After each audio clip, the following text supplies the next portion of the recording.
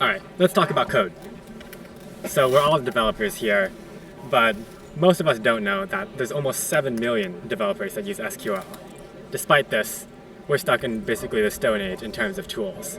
All of our tools allow us to connect to a database schema and update that, but none of them focus on the process of writing SQL, or really, for that matter, writing in any sort of embedded language, which is what we're going to call these languages that appear as just string literals in other languages.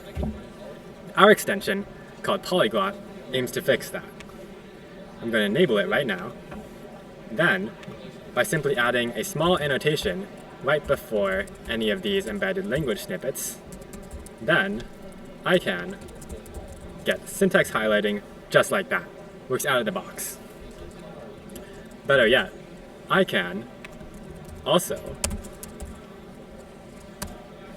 get completions. This enables me to stop spending time worrying about did I make a typo, and instead write code faster, better, and more precisely. And I can open it in a new tab. By opening a new tab, I get the full experience of editing it as if it was an SQL file. VS Code automatically recognizes it, and whenever I make a change, that change gets automatically synced back to the original file. Saves hours of headache while making the developer experience so much more smooth. And our extension does more than just that.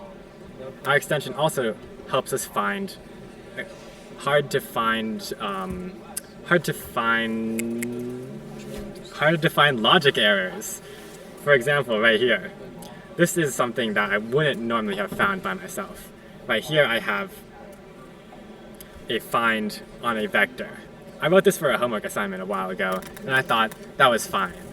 But right here, I get the warning saying SVG find in a loop results in O of n squared complexity, and I can consider using a set or an unordered set in order to get better complexity.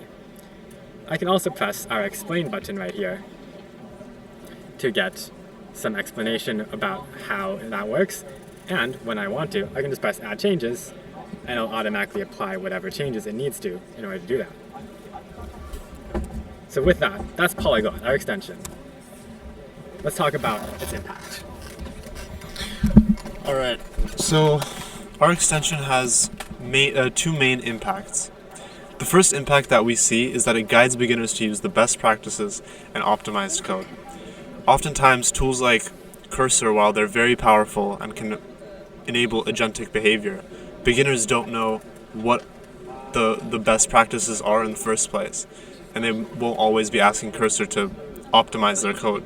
So having an AI linter that's constantly looking out and proactively looking for errors, logical errors, or unoptimizations in your code is a great way for beginners to get better, especially with our explain code process.